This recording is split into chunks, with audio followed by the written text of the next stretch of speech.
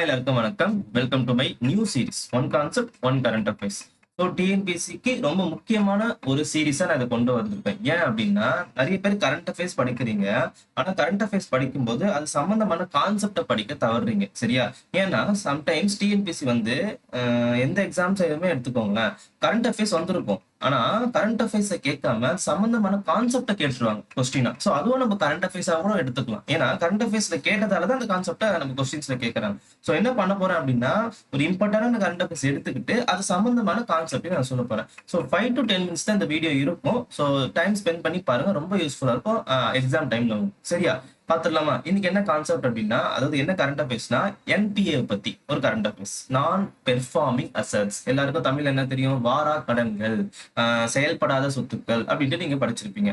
அதை பத்தி தான் நம்ம கரண்ட் அஃபேர்ஸ்ல பார்க்க போறோம். சரியா? சோ பேங்க்குக்கு ஒரு பெரிய சுமையா இருக்குது இந்த என்பிஏ தான். சரியா? இந்த என்பிஏ வந்து ரீசெண்டா என்ன ஆயிருக்கு அப்படின்னா அதிக அளவுக்கு குறைஞ்சிருக்கு. பேங்க்குக்கு ஒரு பெரிய சுமையா இருக்கு இந்த என்பிஏ வந்து என்ன ஆயிருக்கு அப்படின்னா அதிக அளவுக்கு குறைஞ்சிருக்கு. இதுக்கு முன்னாடி இவ்வளவு குறைஞ்சதே இல்லை. அப்ப எந்த அளவுக்கு குறைஞ்சிருக்கு அப்படின்னா 2.15% குறைஞ்சிருக்கு. ஸோ பேங்க்னா அதிக பேருக்கு லோன் கொடுத்து பொருளாதாரத்தை ஆரோக்கியமா வச்சுக்கணும். ஆனா பேங்க்குக்கு கொடுத்த லோன் வராம போச்சுன்னா பேங்க்கும் ஆரோக்கியமா இருக்காது, பொருளாதாரமும் ஆரோக்கியமா இருக்காது. சரியா? சோ இதை பத்தி கேட்கறதுக்கான வாய்ப்புகள் இருக்கு. ஏன் அப்படின்னா இந்த அளவுக்கு குறைஞ்சதே கிடையாது. 2.15% குறைஞ்சிருக்கு. அப்ப இதுக்கு முன்னாடி எவ்வளவு சார் இருந்தது அப்படின்னா 11 to 12% கிட்ட இருந்தது. சரியா? எப்போது 24 டேட்டா, இது எந்த டேட்டா? as on 2025 வரைக்கும் உள்ள டேட்டா. சரியா? கேட்கறதுக்கான வாய்ப்புகள் இருக்கு.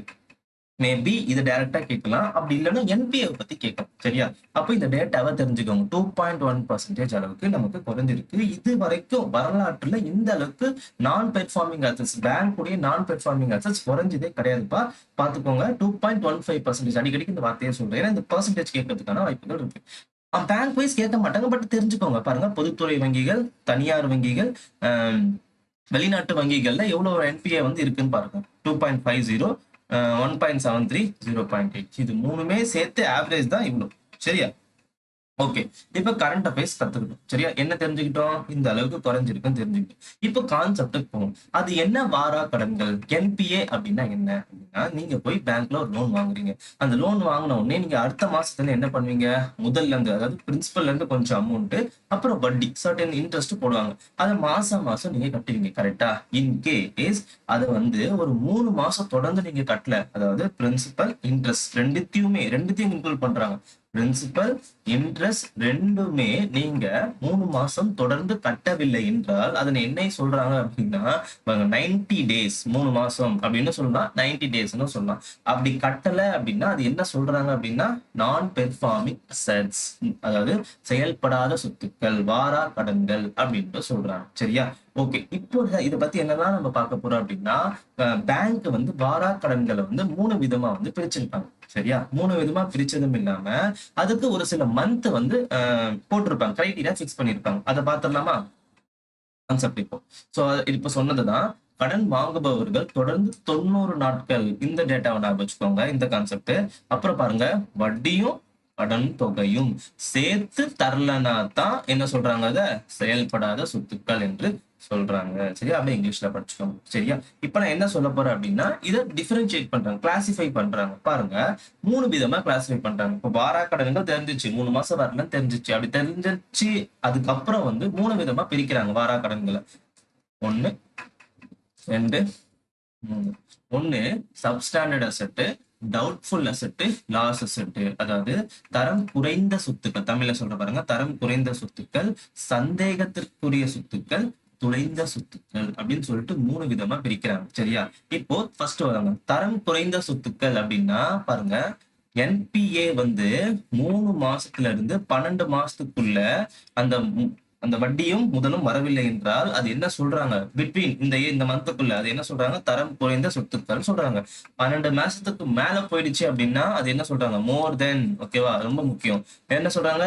சந்தேகத்துக்குரிய சொத்துக்கள் அப்படின்னு சொல்றாங்க. அதுக்கப்புறம் 12 மாசத்துக்கு பாருங்க, மோர் தென் 12 மந்த், அதுக்கு மேல போயிடுச்சு அப்படின்னா நான் ரெக்கவரபிள் அசட், அதாவது 12 மாசத்துக்குள்ளப்பா இது. இது வந்து 12 மாசத்துக்கு மேல, அதையும் தாண்டி போயிடுச்சு அப்டின்னா, என்ன சொல்றது? இப்ப 12 மாசத்துலருந்து ஒரு 2 இயர்ஸ் வச்சுக்கோங்க. சரியா? அதையும் தாண்டி போயிடுச்சு அப்டின்னா, அது என்ன சொல்றாங்க அப்டின்னா, நான் ரெக்கவரபிள் அசெட் அப்டின்ட்டு சொல்றாங்க. அதாவது அது என்னாச்சு? இழந்து போச்சு அந்த சொத்து. அதுதான் வந்து லாஸ் அசெட் அப்டின்ட்டு சொல்றாங்க. தெரிஞ்சு வச்சுக்கோங்க. 3 விதமா பிரிக்கிறாங்க. மேபி மந்த் என்னன்ட்டு கேட்கலாம். ஓகே. என்னென்ன மந்த்ன்னு சொல்லிட்டு பிரிக்கிறாங்க பார்த்தீங்களா? அத கேட்கலாம். அப்படி இல்லன்னா பேர்கள பத்தி கேட்கலாம். எத்தன விதமா பிரிக்கிறாங்க? தரம் குறைந்த சொத்துக்கள், சந்தேகத்துக்குரிய சொத்துக்கள், தொலைந்த சொத்துக்கள், நான் ரெக்கவரபிள் அசெட். இது யார் சொல்லுவா அப்படின்னா டிக்ளேர் பண்ணுவாங்கன்னா, ஆர்பிஐ டிக்ளேர் பண்ணும். என்னாச்சு? இது ரெக்கவர் பண்ணவே முடியாது. ரொம்ப கஷ்டம் அப்படின்னு சொல்லிட்டு என்ன பண்ணிடுவாங்கன்னா, ஆர்பிஐ டிக்ளேர் பண்ணிடுவாங்க. லாஸ் அசெட்ன்னு டிக்ளேர் பண்ணிடுவாங்க. ஸோ இது 3 கிளாசிஃபிகேஷன் தெரிஞ்சுக்கோங்க. சரி, இப்ப என்ன கரண்ட் அஃபேர்ஸ் பார்த்தோம்? 2.15% அளவுக்கு குறைஞ்சிருக்கு. அப்ப குறைஞ்சிருக்கு அப்படின்னா என்பிஓ என்ன பண்றாங்க? பேங்க் ரெக்கவர் பண்றாங்க, மீட் எடுக்கிறாங்க. கரெக்டா? அப்ப அதுக்கு ஒரு சில நடவடிக்கை இருக்கும். கரெக்ட் தானே?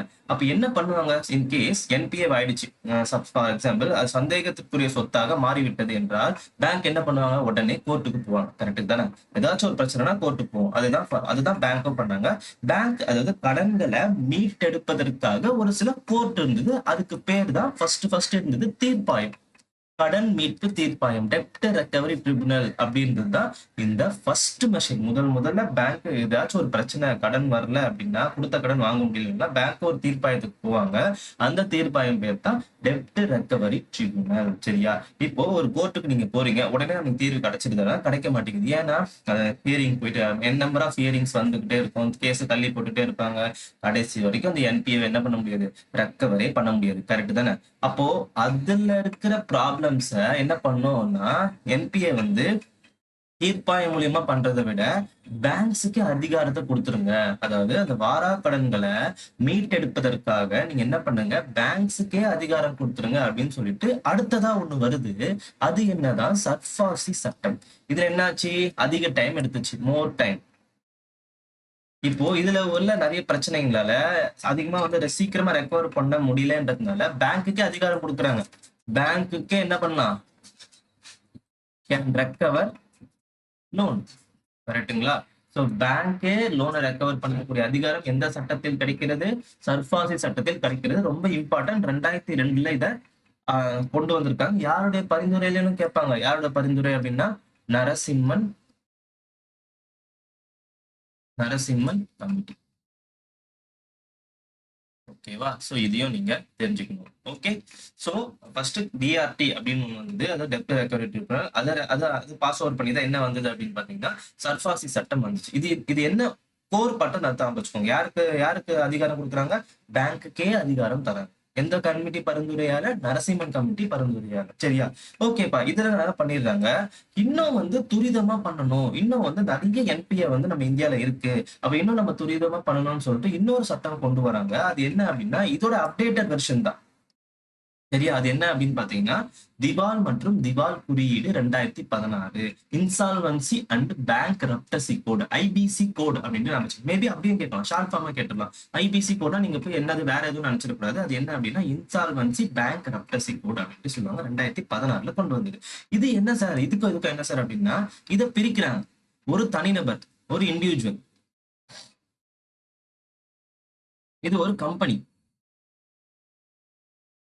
2 விதமா பிரிக்கிறாங்க. வாரா கடன்களை ஒண்ணு தனிநபரா வாங்குவோம், இல்ல ஒரு நிறுவனமா வாங்குவோம். கரெக்ட்டுங்களா? இது 2ஆ பிரிக்குது. இந்த ஐபிசி கோடு கீழ என்னவா பிரிக்கிறாங்கன்னா, இண்டிவிஜுவல் தனியா, கம்பெனி தனியா பிரிக்கிறாங்க.